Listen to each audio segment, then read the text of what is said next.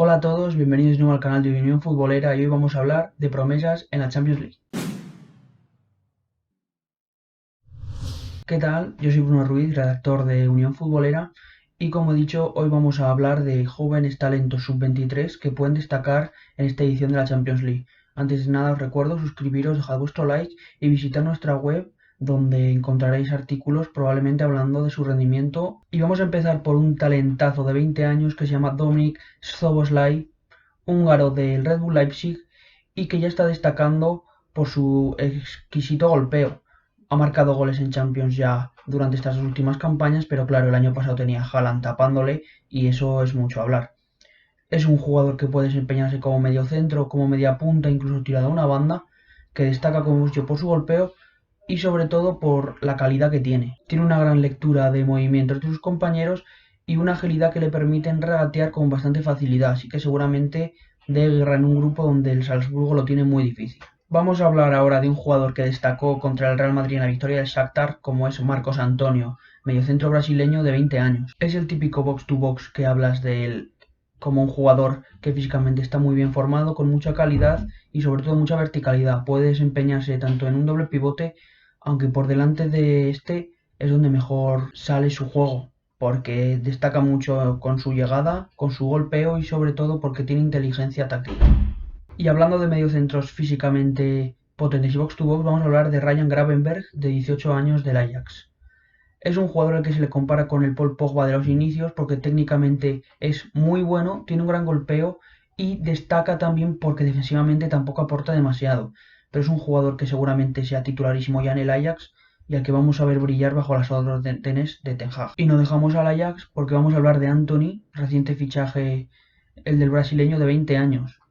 Es un extremo que puede jugar también como media punta y que destaca sobre todo por su verticalidad y su inteligencia. Es un jugador que va a dar mucho dinamismo al ataque del conjunto holandés porque tiene esa capacidad para desbordar por fuera, para meterse por dentro, incluso para combinar sin ser el finalizador. Así que vamos a disfrutar mucho con él, que acaba de salir de lesión y probablemente se haya titularísimo en el Ajax. Y con 17 años nos encontramos a Jude Bellingham, reciente fichaje del Borussia Dortmund, este mercado de verano procedente del Birmingham City. Es un mediocentro inglés muy joven, pero que ya ha destacado bastante en segunda división inglesa.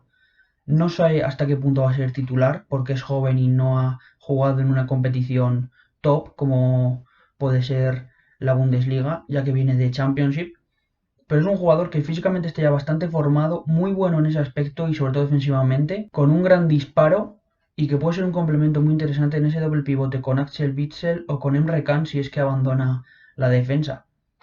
Es un jugador sobre todo que tiene que crecer aún, pero puede dejar cosas en Champions. Pero si hablamos del Borussia Dortmund, la gran pieza a seguir, quitando los Sancho o Haaland, es Gio Reyna, el estadounidense, de 17 años, que juega como extremo, como media punta y que a mi parecer va a ser la próxima estrella que va a salir del Dortmund quitando a Haaland y a Sancho.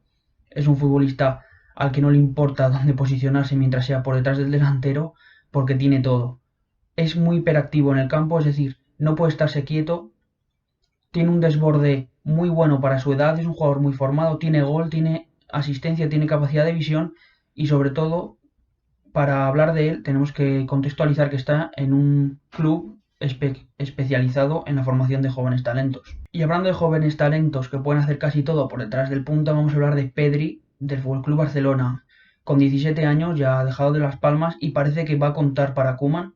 Es un jugador que puede ser muy interesante en el contexto de asociación con Leo Messi y que ya se vio contra el Ferencváros, que es un jugador muy interesante. Puede ser ese perfil Iniesta tirado a una banda que no sea tan rápido, pero que tenga esa claridad de ideas y ese último pase para hacer mucho más fácil a Messi, Griezmann, si es que juega Dembélé o cualquier jugador que le acompañe, y sobre todo para conectar con el centro del campo y con la delantera. Y volvemos a Ucrania para hablar de Mykola Shaparenko, mediocentro de 22 años del Dinamo de Kiev, y que ya está destacando bastante con el conjunto ucraniano. Es un futbolista que destaca por su conducción con la pelota, no es excesivamente alto, así que físicamente tampoco se le puede pedir demasiado.